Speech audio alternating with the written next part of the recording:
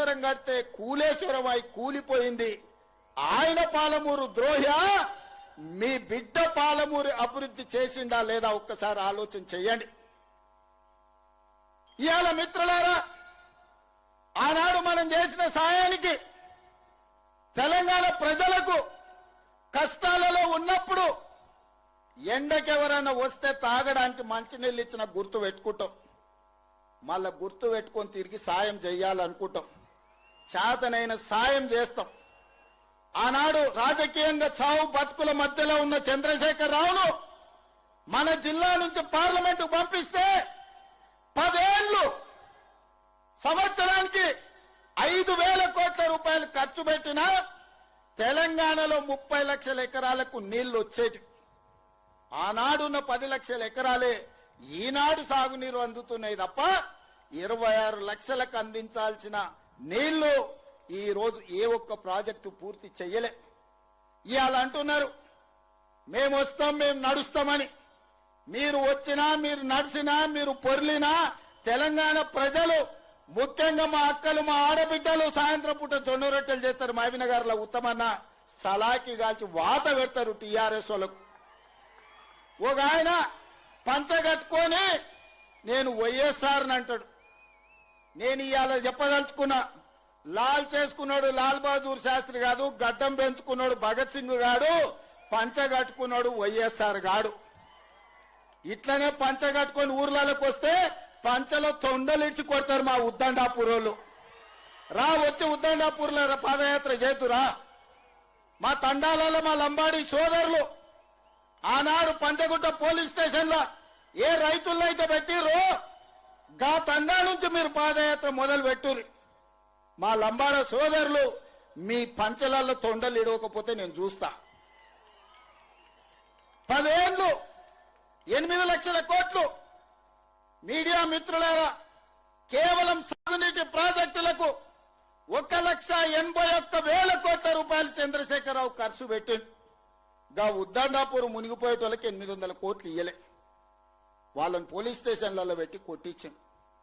అదే మనోడై ఉంటే, పాలమూరు బిడ్డ ఉంటే కొట్టించుండేటోడా, జైళ్లలో పెట్టించుండేటోడా? ఆడెక్కడోడే కాబట్టి, ఎవరో కాబట్టి మన మీద అభిమానం లేక, మన మీద కక్షతోని అహంకారంతో ఇవాళ మనల్ని అందరినీ కేసులలో పెట్టిరు.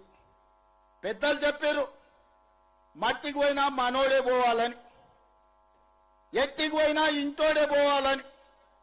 ఇవాళ మీరందరూ ఆశీర్వదించి, మీరందరూ నమ్మకంతో, విశ్వాసంతో ఆనాడు ఏ విధంగా అయితే మిడ్చల్ మండలం నన్ను జడ్పీటీసీగా గెలిపిస్తే, ఏ విధంగా అయితే నేను ఎదుగుతూ వచ్చినో, ప్రతి సందర్భంలో ప్రజలకు చేసుకుంటూ వచ్చినా, ఇవాళ నేను ముఖ్యమంత్రి అయినా కాబట్టే 22,000 కోట్లు రాష్ట్రం మొత్తం సాగునీటికి ఖర్చు పెడితే ఒక్క మన జిల్లాకే 8,000 కోట్ల రూపాయలు నేను ఇచ్చిన.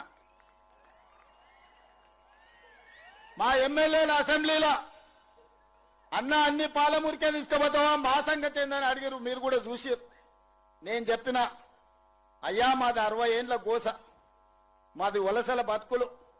ఇవాళ నేనున్నా, ఇక నేనున్నప్పుడు కూడా మా వాళ్ళకి ఏం చేయకపోతే, ఓ బుక్కెడు పువ్వ ఎక్కువ పెట్టకపోతే వడ్డించడానికి నేను ఉండి కూడా దండగా, ఇక మీరేమని అనుకోండియా మా జిల్లా కొంచెం ఎక్కువ పెడతా అని చెప్పిన. పెద్ద మనసు వేసుకొని ఉత్తమ్ కుమార్ రెడ్డి గారు, బట్టి విక్రమార్క గారు సహకరించి ఇవాళ మన జిల్లా నుంచి ఏ కాగితం పోయినా ఇవాళ మనకు పనులు అవుతున్నాయి, నిధులు విడుదల అవుతున్నాయి.